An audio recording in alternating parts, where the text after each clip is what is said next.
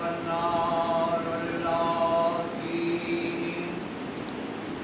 والصلاة والسلام على أشرف الأنبياء وسيد المرسلين وأفضل الأولين والآخرين خير المبشرين والمنذرين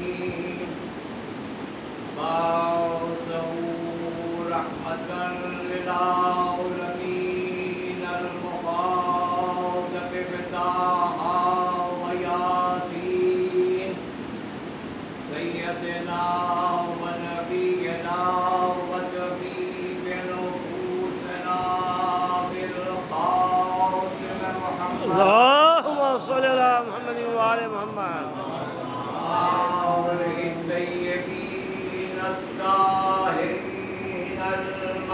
المعصومين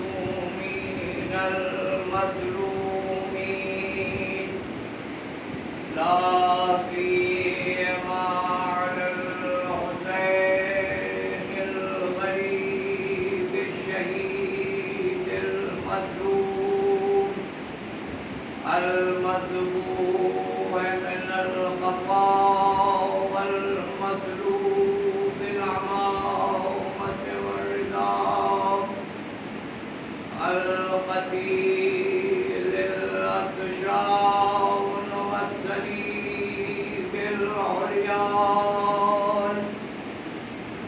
ولعنة الله على أعدائهم وقتلتهم أجمعين من يومنا هذا إلى يوم الدين أما بعد فقد قال الله تبارك وتعالى في كتابه المبين وهو أصدق القائلين تبارك الذي بيده الملك وهو على كل شيء قدير. اللهم صل على محمد وآل محمد وعجل الفيوم.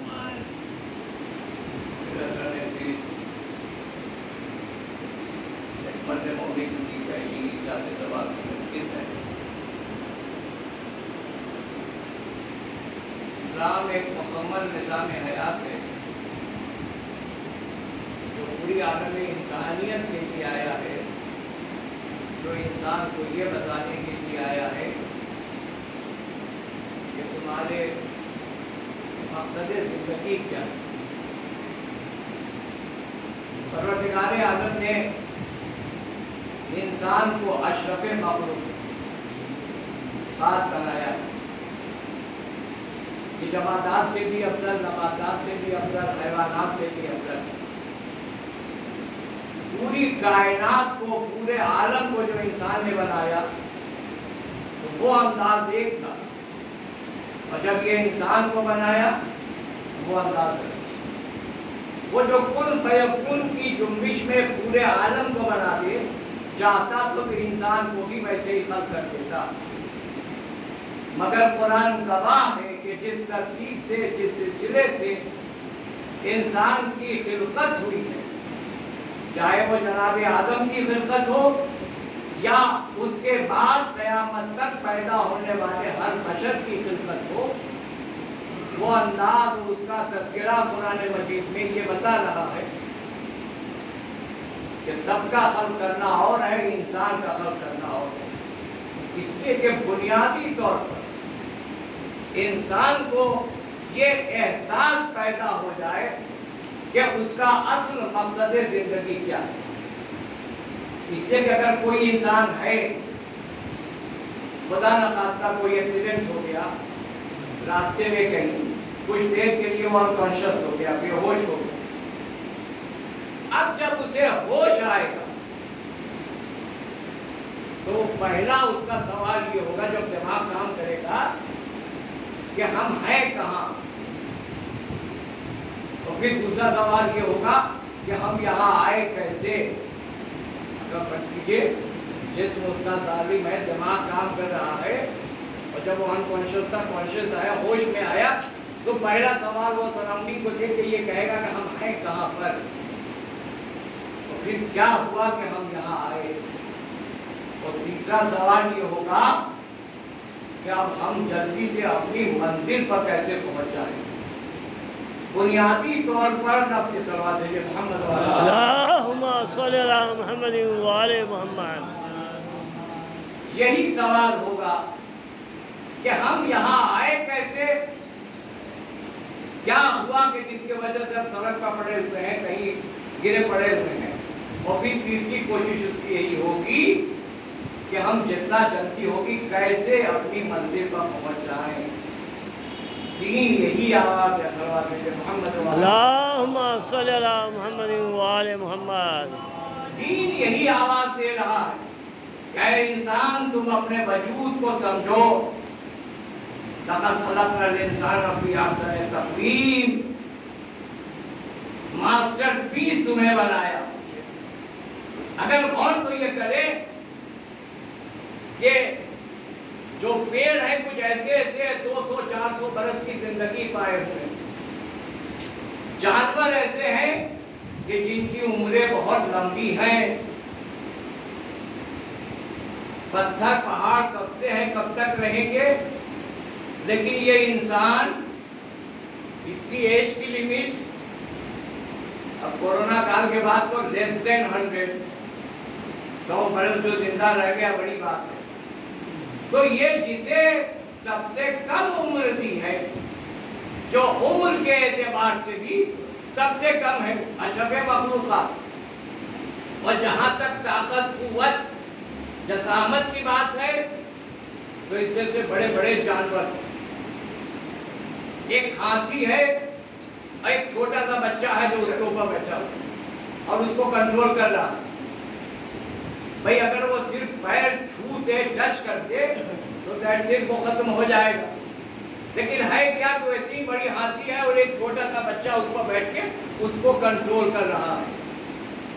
تو طاقت کے اعتبار سے کمزور، عمر کے اعتبار سے کمزور، پھر یہ کیا وجہ ہے کہ جس کے وجہ سے اسے اشرف مخلوقات بنایا ہے۔ تو دین آواز دے گا کہ یہ جو بنایا ہے جیسا بنایا تھا ویسا رہے گا، نہ اس کے پاس ارادہ ہے نہ اختیار ہے۔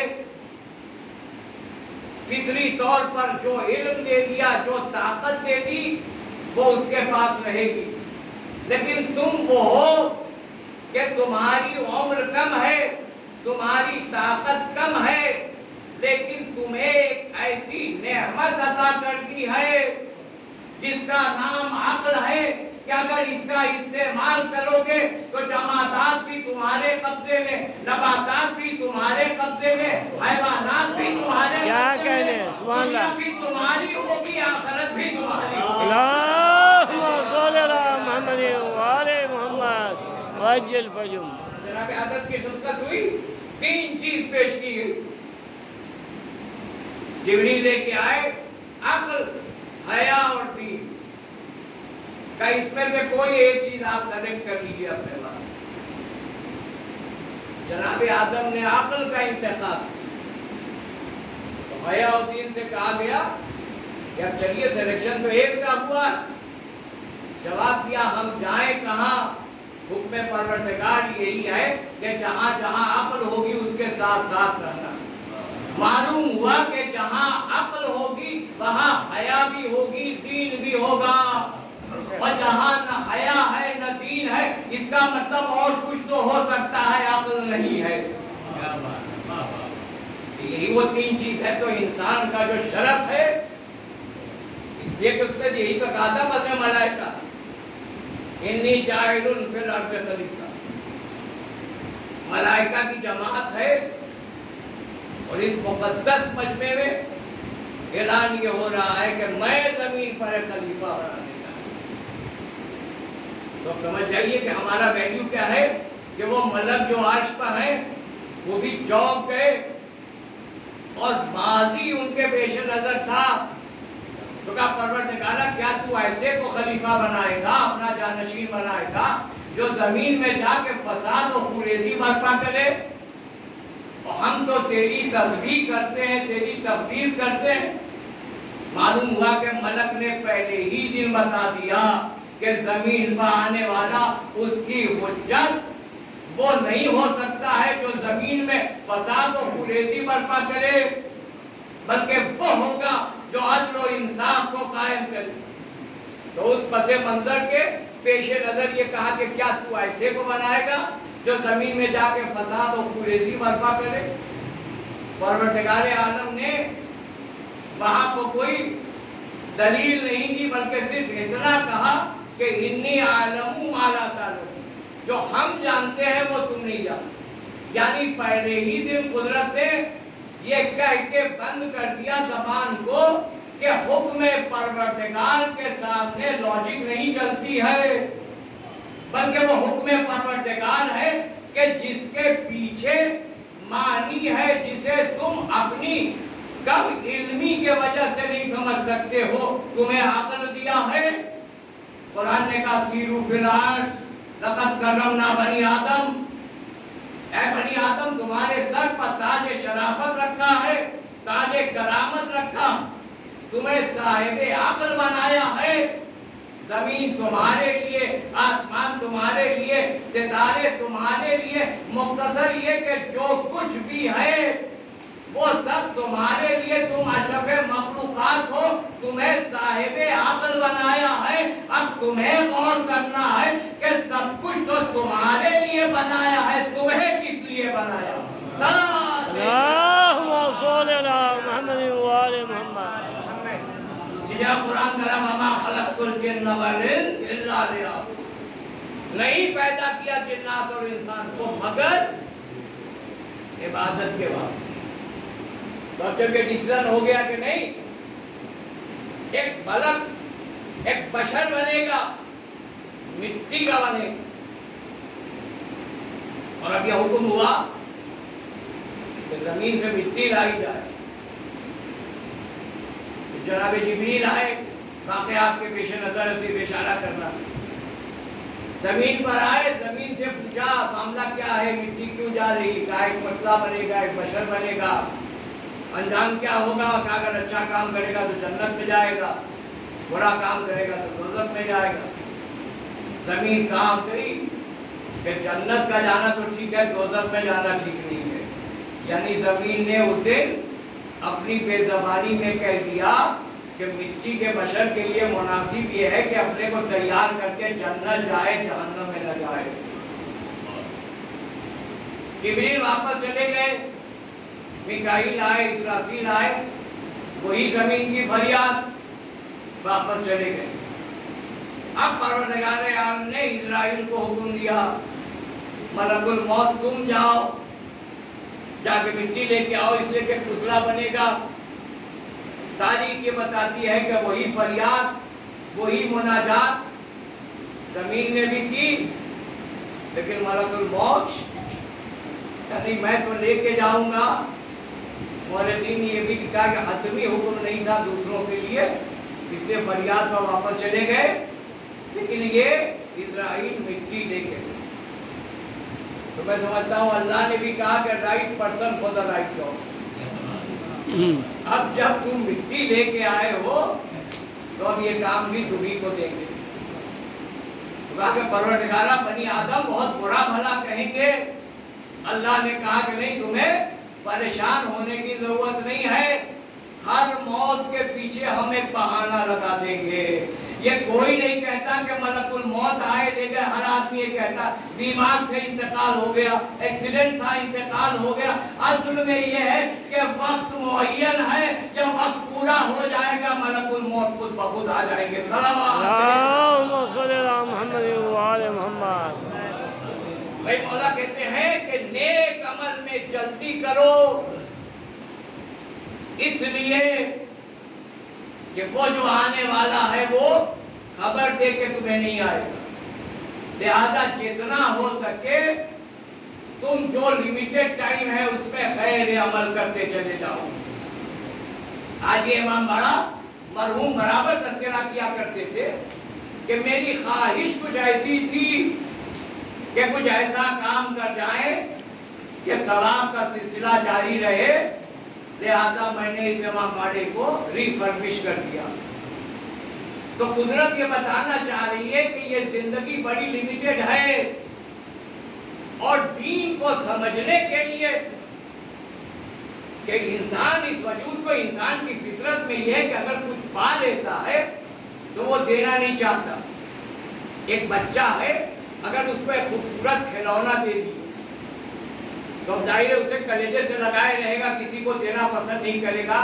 رات کو بچہ سوئے گا تو اسے گلے لگا کے سوئے گا، صبح میں اٹھے گا تو پہلی تلاش ہوگی کہ وہ بچہ ہے کہاں ہے، یعنی مٹی کا کھلونا ہے، کوئی ایک ٹوائے ہے، لیکن وہ مضطرب ہے، بے چین ہے، کلیجے سے لگائے ہوا، کسی کو دینا نہیں چاہتا۔ یہ اس کنڈیشن میں دے گا کہ اگر اس سے بہتر ایک کھلونا اس کے سامنے پیش کر دیا جائے کہ بھائی تم یہ چھوٹا ہے، اسمال ٹوائے ہے، اسے دے دو، اس کے بدلے ہم تمہیں ایک بڑا دیتے، اور اگر اس نے اس بڑے کو دیکھ لیا، اسے پسند آ گیا تو اسے فوراً پھینک دے گا، اسے لے لے گا۔ کیوں؟ اسے اس سے محبت تھی، لیکن اس سے بہتر جب اسے مل گیا تو اس نے اسے چھوڑ دیا، اسے لے لیا۔ دین صاحب عقل انسان کو یہ بتانا چاہتا ہے کہ تمہیں اس دنیا میں بھیجا ہے، جس کی دل فریبی کو دیکھ کے تم اسے چھوڑنا نہیں چاہتے، حلال و حرام کو بھول گئے ہو۔ دیکھو عقل کی روشنی میں، دین کی روشنی میں تمہیں آخرت کی زندگی دکھاتے ہیں، جہاں اس سے زیادہ سکون ہوگا، اس سے زیادہ آرام ہوگا۔ تو اس جنت کو پانے کے لیے جس طرح بچہ چھوٹے کھلونے کو چھوڑ کے بڑا کھلونا چھوڑ دیتا ہے، مومن سے مطالبہ یہ ہے دنیا میں رہو لیکن کوشش یہ رہو کہ اسے چھوڑ کے اسے حاصل کرتے، ساتھ بھیجے۔ اللہم صلی اللہ محمد وآل محمد۔ یہ وہ زندگی کی حقیقت ہے جسے فلسفیوں نے سمجھانے کی کوشش کی۔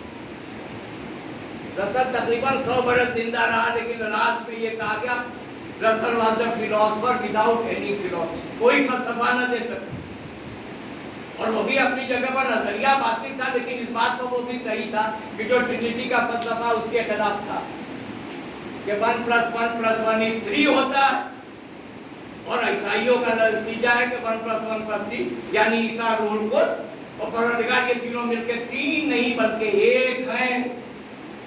اس کی کتاب جو رسالہ ہمارے انہوں نے کرسچن، اس میں اس کا اس نے مذاق بھی اڑایا کہ یہ چیز عقل میں نہیں آ رہی ہے کہ 1+1 3 ہوتا ہے، یہ 1 کیسے ہوگا، اور عیسائی کہتے ہیں کہ نہیں یہ تینوں مل کے 1۔ دوبارہ اس نے فلسفہ پیش کیا۔